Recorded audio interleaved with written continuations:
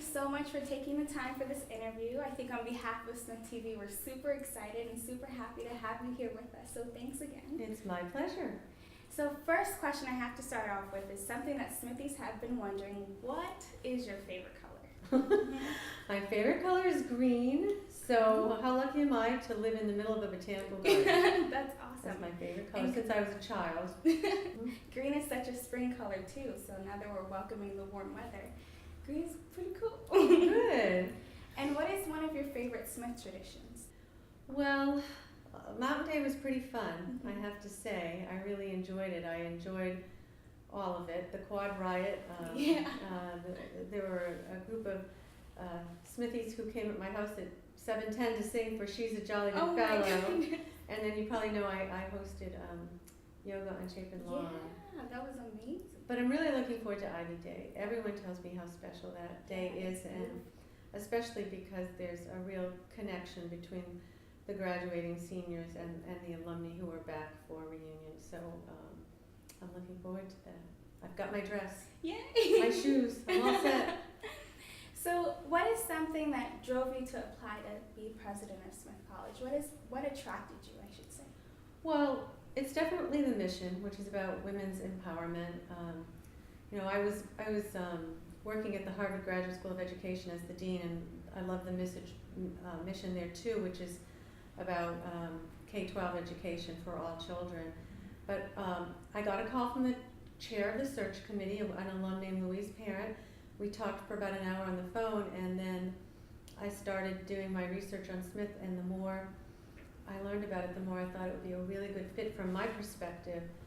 You may know that a lot of my research is on the effects of maternal employment and child care, so these are issues that are important to women. But yes, it's the mission, women's empowerment. I'd rather be here than any other liberal arts college.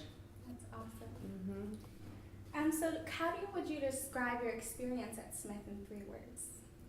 In 3 words, inspiring, busy, and fun. Okay. Yeah. That's awesome. And what do you think is so inspiring about Smith? Well, everybody, the whole community. So the students are, they're so passionate and so eager to make the world a better place. I've never seen a group of faculty as dedicated as the Smith faculty.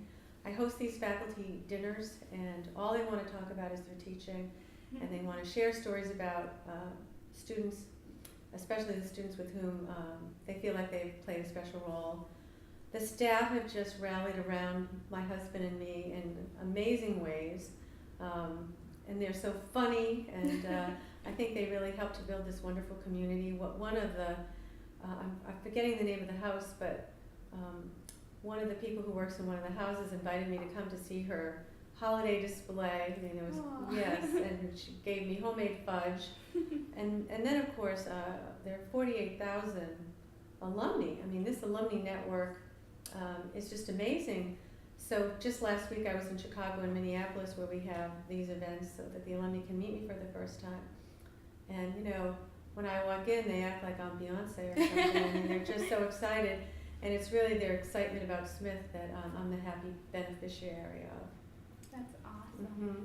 That's so cool. So how would you describe, I guess, the community of students here at Smith?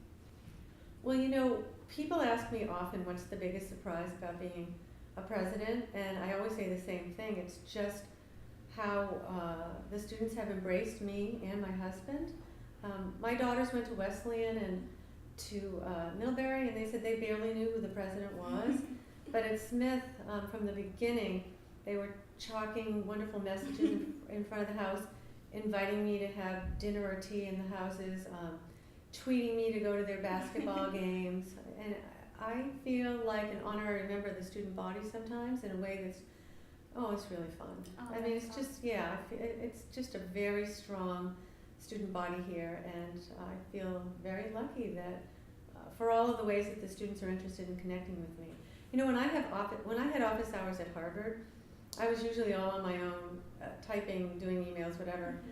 When I have office hours here, I have a string of Smithies who come in, and sometimes they just want to share something with me, sometimes they want to ask my opinion about something, sometimes they want to share a concern about Smith. but I always have great conversations with the students. And speaking of your husband, how has he adjusted to being first man and relocating here to Northampton? What's that experience been like for him? Well, he's 11 years older than I am, and so he was thinking about retiring anyway. And when this opportunity became available, I'll never forget this. Right after I got off the phone with the head of the search committee, he said, "This is your job. This is it. You should apply." And I said, "Why are you saying that?" He said, "This is your job. You were meant to do this." So he's incredibly supportive. He spends a lot of time working as a volunteer, really, for Smith. He goes on many of these trips with me and meets with the alumni and has dinner with them and talks to them. He taught one course in the fall. Oh, really? What course is that? He did a first-year writing seminar. He has a PhD in comparative literature. So he may teach a little bit from time to time. Okay. But Well, Smith, you should check out for his classes. Yeah. Then. Yeah, he's golfing with a lot of the faculty too. So I think he's enjoying that. He's having his own fun. He's having a lot of fun. That's awesome. So what are some of the stresses you would say about being president? I don't find the work stressful at all, even when people are unhappy. And, you have to expect when you're in this role that sometimes people are going to be unhappy. And I say this a lot, but I try to view that as caring. So when someone's unhappy, it's because they care about the college and they want to express that and they're hoping I can do something about it. But sometimes the workload is stressful. There's just a lot to do. Like there are some evenings we're hosting dinners like 4 nights a week. Wow. Yeah, and then other things to do on the weekends. So sometimes just the pace of it. But I certainly expected that the first year. And most of it's fun, most of it's a good time. And you talked about people caring, being upset means that they care about our community and the things that are happening in our community. And recently when you announced the speaker for the commencement, Kathleen McCartney, there was a lot of outbreak on campus. Yes. There was petitions and Twitter battles, I guess you could say, and different things, and it was buzzing through campus, definitely at dinners and meal times, people were talking about it. How did you handle the backlash or the controversy that surrounded your choice, or was it your choice also is another question? It's the trustee's choice, but certainly, I'm a trustee. I think the way you always handle that is by providing people opportunities to speak with you. So there were a group of students that asked if they could meet with me, and they came in. Whenever you choose a speaker who's a policymaker, it usually evokes this kind of response on campus. So in some ways it's to be expected. But I predicted that the people who are in attendance on commencement are going to be very impressed with her speech.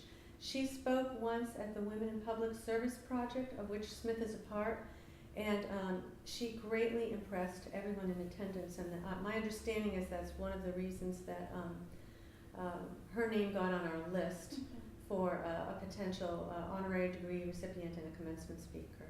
I think you listen closely, and reasonable people disagree.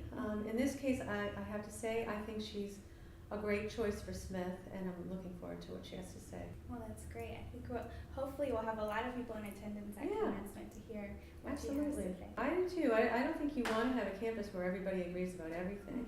And I don't think you want to choose safe commencement speakers every year either. So this was good for our community to have this debate. And you probably know that some of the faculty in economics organized a panel about the IMF, the International Monetary Fund. It was standing room only in the Carroll room, and there were opinions voiced on both sides. So I think it's great for the entire community to hear those kinds of debates. So you are a first-generation college student, am I correct? I am. So you're the first one in your family to attend college. Yes. So how was that transition for you, or what was that process like, and what is some advice you would give to students here at Smith who also identify as first generation? Yeah. Well, I'll just tell you a little bit about my story then. I lived in Medford, home of Tufts University, and I don't think I got the greatest advice from my college counselors because I didn't apply for funds to live on campus. I didn't think I would get them. I didn't know I was eligible since I lived so close to the campus. So I lived at home the whole 4 years, which is not the best way to go to college. I really missed out on a lot of the social aspects, and even doing some of the clubs was difficult for me. I didn't have a car. You know, it's dangerous at night to be right. But I got an incredible academic experience. I mean, I just tore the place up and had a mentor in the psychology department who really, well, she mentored me. I was involved in her research. We wrote papers together, and it was she who encouraged me to apply to graduate school. But some of my experiences, you know, I worked really hard to make up the difference every year between my financial aid and what the tuition cost. There were many times I would go out for dinner with my friends at Tufts, and I literally wouldn't have the money to order anything. So I'd say I wasn't hungry, or, I mean, I think a lot of first-generation students who play a major role in putting themselves through college can resonate with this. I struggled to pay for books. You know, during spring break when everyone was going someplace fun, I usually managed to find a 40-hour job on campus just to keep things going. So in some ways, it was a challenging time, but I feel really proud, obviously, about what I was able to accomplish. And years later, the president of Tufts asked me to be a trustee, which kind of felt like coming around full circle. Yeah, it was wonderful to be able to give back to Tufts in that way, because they gave so much for me. It really did. I'm very grateful for my education. I really am. But I wish. So you may know that when I got this job, I joked that I was going to be living on a college campus for the first time, but that I would have the best dorm room. For sure. So living in the president's house really is a good experience for me. You know, when I come out, the students are saying, "Hey, Kathy," or whatever. I feel amidst in campus life in a way that I don't think I could be if I lived even a mile away. So that's just a wonderful experience. That's awesome. And Weaving Voices, which was senior monologues for students of color, minority students, took place a couple of days ago. Yes. And so seniors were able to share their experiences and some of the hardships that they have here at Smith that they endured during their 4 years. Could you resonate with some of those experiences? Well, I can't resonate with what it means to be a person of color, but some of their stories were about coming from low-income families, and I certainly resonated with that. Weaving Voices was very moving, actually, and I have attended similar events at Harvard before, so it's not that it was completely new to me, but I learned a lot, and I think one of the things I learned is that I need to ramp up my efforts to make Smith a more inclusive place for everybody, so that everybody feels a part of it and nobody experiences the otherness that I heard some of the students talking about. I'm very pleased that next year, the book we're all going to be reading is a book that I chose, and it's called Whistling Vivaldi. It's by an African-American psychologist named Claude Steele, who's amazing. And it's about how we internalize stereotypes, whether it's gender or race or sexual orientation or religion, other. And I'm hoping that that will prompt some really good conversations on campus. And maybe even something that borders on an intervention. I mean, we just have to have a community where we educate everyone so that we can eliminate the kind of microaggressions that some of the students were talking about. Definitely, for sure. I think that's an amazing goal to have. And I think it's that's something so important. Definitely. So starting with the book, I think, is a great place. Yeah, it's at least a start, and I recommended that book a long time ago, and there's a whole committee that decides, but I was really glad. I'm sure they had choices. I was really glad they chose this book because I read it about a year ago, and even though I know a lot of the research, it just had a big impact on me with respect to how I have internalized norms about sexism, because I live in a sexist culture, and I think it helped me think about strategies, frankly, of eliminating those, cognitions and feelings.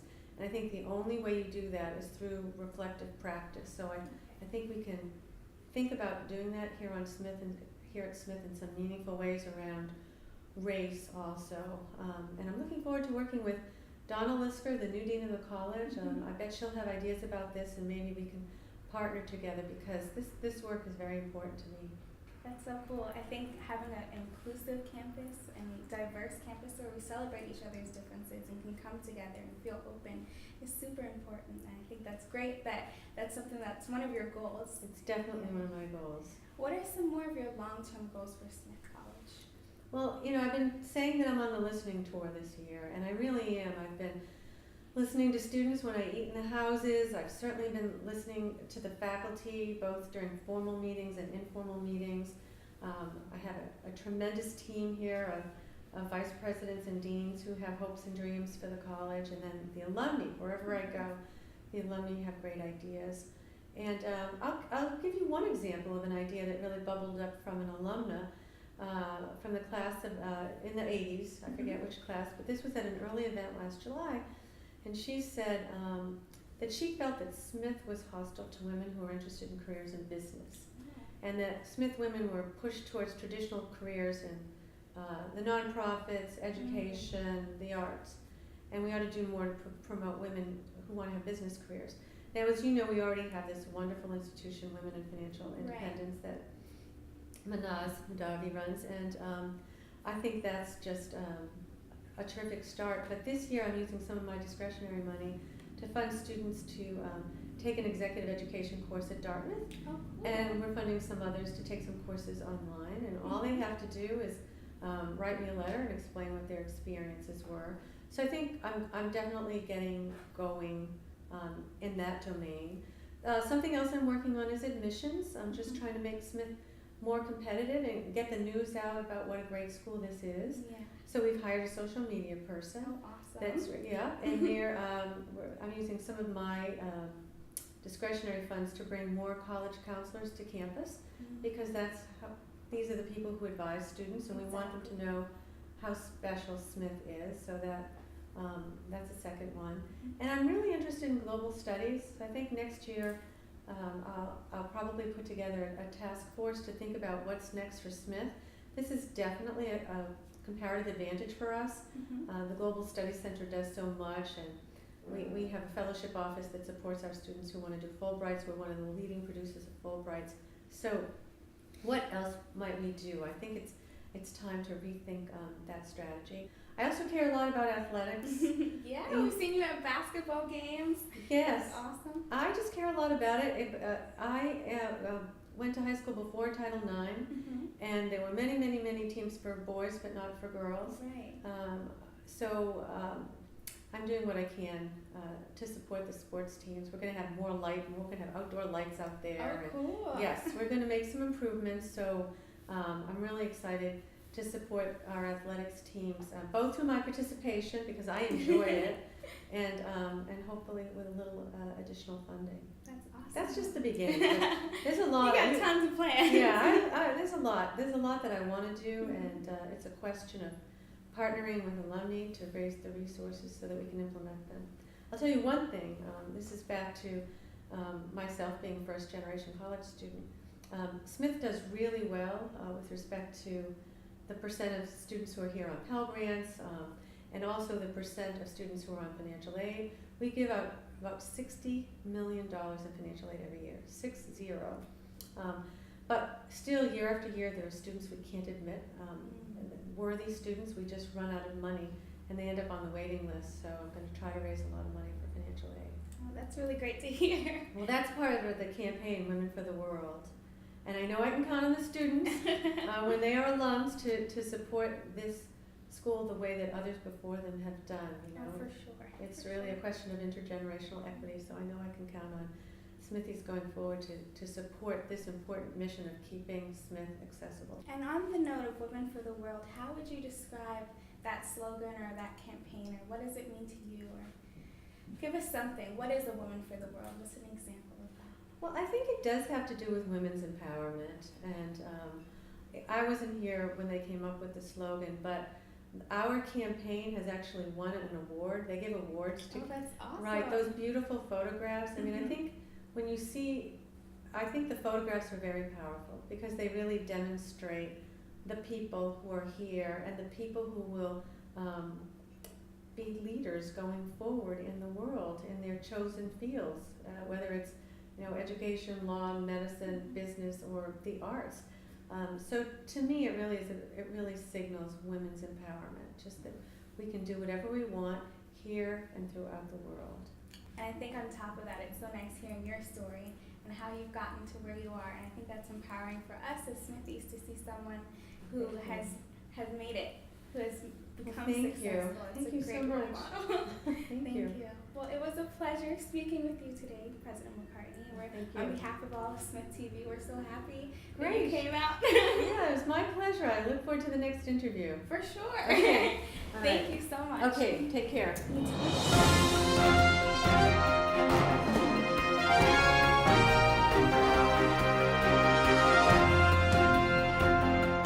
I'm looking out at breakfast and I said to my husband, oh, I should tweet something for April Fool's. And I said, oh, maybe I'll tweet Smith Goes Co-ed.